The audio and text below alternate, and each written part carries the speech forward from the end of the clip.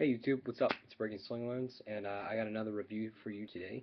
I'm going to be reviewing a classic today. I just picked it up. It's Seether's Karma in Effect. Now, I just, um, I, it's hard to say this. I reviewed their latest album, Holding on the Strings Better Left to Fray, but I'm not very much a long Seether listener. I've only been listening to them for about three months, 3 months, 4 months at tops in detail. But I heard Remedy about 5 years ago. But so I'm going back to the basics on this one. Let me just say, this is Seether's defining work. It's not a fantastic album, but it defines their sound and defines what they do. Um, so I just listened to this, and I'll dive right into it. First, I'll start with the artwork. So the artwork up front is you have this almost eyeball-looking thing, and it has no pupil, and so I think they're trying to strike for difference here. Um, I thought this was a really cool cover. I thought it was different. I thought it was out there, and that's one of the things I think was cool on this album. Is the artwork. It's so simple, yet so unique. And you open up the cover. This is it. You have all the thank yous on the left, and you have the disc on the right, which I think is really weird. And maybe like people trying to smoke or something and getting high or something, but I don't know. It's a really cool looking CD. Um, and then of course you have the photos of the band, and inside this little booklet here, there is um, whatchamacallit.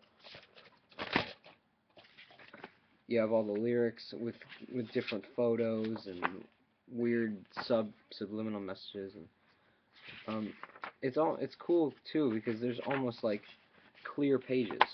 The lyrics are on clear pages. It's really cool. So it's definitely one of the best albums I've ever heard of artwork wise. So anyways, diving right in, I'm gonna go right in track by track, do all my ratings and stuff like I always do, and hopefully it won't take so long. So the first track is called Because of Me. Because of Me. And let me just say, it is one of the most hardcore ways I've ever heard to start an album. Um, the first thing I hear on this song is a powerful guitar riff and a scream. And this song is one of the most hardcore songs Seether's ever put out, I think. Um, Next to a few off Disclaimer 2, Disclaimer, and Fragile. But this was one of the most hardcore songs in the album. And one thing I will say about the work on this isn't a rock album, it's an alternative metal album. So if you're looking for alternative metal Seether, this is it. If you want rock and roll Seether, Finding Beauty in Negative Spaces, Holding on Strings, Better Left to Fray. So, this song I think was really unique because it was angry. It was really angry, and it started off the album in a really unique way. Um, and personally, it wasn't my favorite on the album. It wasn't anywhere near my favorite, but I think it was really cool and a good way to start. So I'm going to give this one about a 7.5. Next we had Remedy, which is the lead single from the album, which I heard when I was like 9. But Remedy is one of those tracks where it has to grow on you. But once it grows on you, it stays grown on you. You don't start to hate it. You start to love it even more, and it just keeps going up and up and up. But this was a really cool track. It's angry, and it's angry, but it's angry in a calm way, if that makes sense. But it was one of my favorite tracks off the album, and I enjoyed it. It was definitely appropriate for a lead single. It definitely lives up to the expectations of a lead single. So that song is about an 8.5 to 9. Next we had Truth, which was one of my favorites too. This was another one of the lead singles, and this was a really good song, mainly because it was a rock song. It was one of the main rock songs off this album, which is basically alternative metal. Um, they placed this perfectly in the order. It's exactly what you look for in a third song. It takes sort of an eye off the hardcore sheer start, and that's what it did with this song. It was one of the best tracks off the album, and it was also one of the lead singles. And usually lead singles aren't the best songs off the album. Usually they're the worst. But on this album, that was not the case. That Truth is a very good song, and I'll definitely have it on replay. But there's not much I can say about it because it was only the first time I listened to it. But next we have The Gift. Now, The Gift was easily the most mellow song on the album. It was different. It was like Broken on Disclaimer 2 because it stuck out. It stuck out because it was different, but it was powerful. It was powerful, and it was really cool because it was powerful. And um, even before I bought this album, I was listening to it quite a lot. I was listening to The Gift, and I thought it was really unique, and it was structured very beautifully, and it fit really nicely in the album. It's one of those songs that breaks up the hardcore and has a transition-y feel, but while providing the power punch that all the other songs have. This one was definitely a ballad, and one thing I will say is I don't think Seether did this on purpose. There's a lot of patternizing in the album. It's hardcore, hardcore, ballad, ballad, hardcore, hardcore, ballad, ballad, hardcore, hardcore, hardcore, ballad. But yeah, I don't think it's on purpose or anything. But it's definitely one of the best songs off the album. It's easily a 10. But yeah, that's all I can really say about it. It's a great song, and I recommend it just about anyone. Even before you listen to Remedy, listen to The Gift. It's fantastic. So next we had Burrito. Um, now I don't understand why they called it Burrito, but but this was one of the most angry songs off the album. It was. I'm not gonna say it was really metal, but it was really hard rock, and that's all I can describe it as. It's a hard song that's just hard for its reasons. It's just angry, and I think it was really cool. I mean, it was one of the best songs off the album, and and I think that really it sort of provided an interlude for the next part. Like it got you over the first lug of songs, and then it sort of transitioned you, got you into the feel for the rest of the album. And I think it did that really nicely and really successfully. And this song I will definitely be replaying over and over again, but because it's only my first time listening to it, I have to make a judgment. So I'm gonna say it's about a 8 to 8.5. Next we had Given. When I first heard this, I thought it was gonna be a really mellow track, but I was surprised because it was a mellow track, but it wasn't a mellow track. It kicked up in the times when it needed to kick up, and it was one of the most interesting tracks off the album because it although it was peculiar shaped and set up really weird. It was one of the best songs. It was really cool, and I honestly enjoyed listening to it a lot. It had the punch it needed to have, and while having sort of the rest it needed to have. So this was easily an 8.5. Next we had Never Leave, which was another ballad on here.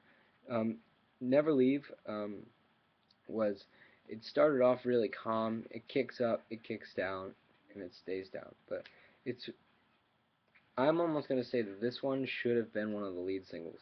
It's powerful. It's got a good message. It's got a good tone to it, and it's one of those songs that addicts you. Um, it's one of those songs that's hidden in the lineup, but it's one of the best songs, and it's really hidden. But that's all I can really say about it. I mean, I haven't listened to it over and over again enough times to really describe it to you. But it's a fantastic song. But all the other songs on here are really nice. So Never Leave is about an 8.5. Next we had World Falls Away, which is one of my favorites too. This song is really unique. It's really different.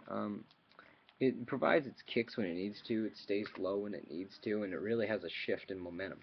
Um, so I think what they did here is we wanted to try something a bit different, and it worked really well on this song. Once again, this is my first time listening. I can't really have an in-depth thing about it, but it's really solid. It's really solid. It's a solid track. It's not one of those songs where you're like, oh, geez, world falls away. But it's not one of those when you're like, oh my gosh, world falls away. But it was it was a really good track, and I liked it a lot. So it's about an 8. Next we had Tongue, which was I'm hesitant to say my favorite, but it was definitely one of my favorites. Tongue was really cool because it was so unique and different. It wasn't like a typical alternative metal song or typical hard rock song. It was really cool, and I enjoyed listening to it. I actually, the first time I heard it, I had to play it again because I was like, wow, that's good. Um, And don't let this song fool you. It's not a hardcore song. It's not a mellow song. It's one of those songs that you just want to get addicted to. You want to listen. You want to get hooked on. And I think that was really really really cool. And yeah, I recommend Tongue before listening to anything. Like The Gift and Tongue are two of the best songs on here, easily. Um, so that one's about a 9. Next we had I'm the One, which is one of the most hard songs on here, but it was really cool and then really entertaining. It kicked up and it stayed up, but I knew that was going to happen. It was a really hardcore song, and it's something that Seether does. It's on their heavier side. Like Seether has two sides. They have their rock stuff. They have their metal stuff. This album is a bit of a mesh, and a bit toward the metal side. Um, and what they did with this song is they made it hardcore enough that you wanted to listen, but they made it rock enough that you wanted to keep listening. So it was a win-win. I had to play this song again because I really liked it too. Um, so this song I recommend to just about anyone who likes hardcore stuff and likes to headbang and likes to have fun. And this song is easily an 8.5. So next we had Simplest Mistake, which was probably my favorite song off the album. It was one of the most hardcore songs I've heard by Seether, perhaps the most, um, next to a few others on Disclaimer, but you know. But this was my favorite song off the album. It had everything that a metal song would want, and it had everything a rock song would want. It had the screams, it had the breakdowns, it had the choruses, the powerful choruses, it had the message, and it almost seemed like this would be a perfect ballad for like an ex-girlfriend. The simplest mistake, her being born. But I really liked this song. I personally liked listening to it, and I thought it was really entertaining, and it was really cool, and is easily my favorite. So this one's a 10. If I could rate this thing an 11, it would be an 11. So next we had Diseased.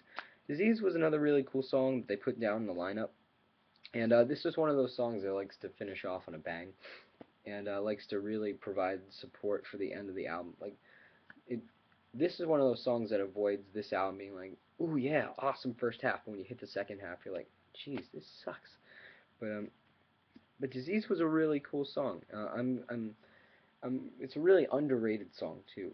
People don't give it much credit. They don't give it as much credit as it's due. I think it was really cool, really entertaining to listen to. And I really enjoyed this song a lot. Easy. So it's about an 8.5 to 9. And last song is called Plastic Man. I only listened to this song once, but it caught my eye because it was a lot. It was an acoustic hardcore ballad, if you know what that is. It was a really calm, but a really nice way to end the album. It was sort of a calm down song, and then and provided an end and a slowdown. But I thought this was really cool. The lyrics were really deep. Um, I guess I could sort of connect with the lyrics. The lyrics sort of they were really emotional. They were really feeling, and you could tell that Sean Morgan was really pulling this stuff out for this song, and he was really trying to let feelings out and let people feel what he was feeling. So this song was definitely one of my favorites. I've only listened to it once, but I will obviously say that I will definitely listen to it again. 9.5 easy. And one thing I will say is people might have not realized this, but there was a hidden track on the album, which was basically a jazz jam, a jazz session. It started off like, okay, so what are we doing? What are we doing? And then they started playing this jazz thing, and I thought that was really cool. And I liked how they kept it hidden because it was different, it was experimental. But nonetheless, okay, so overview of this album, it's worth it. Go out there, buy this, because if you want to listen to Seether's heavier stuff, this is it. If you want to listen to Seether's rock stuff, Holding on the Strings Better Left to Pray is it. This is one of their defining albums. It was a great album. It was a great listen. I'm glad I spent the whole $10 I did on this album. It was it was really entertaining, and it kept me wanting to listen to the next song over and over and over again, and it just leaves you anxious for the next song and for the next piece of work. And I thought Seether did a fantastic job on this album, as they did on the rest of their albums. Seether never ceases to amaze me, like always. They're one of my favorite bands. So this album is I'm going to give it about an 8.5 to a 9. It's a really solid album. It's a really solid album. If you want a good listen, go out and listen to this.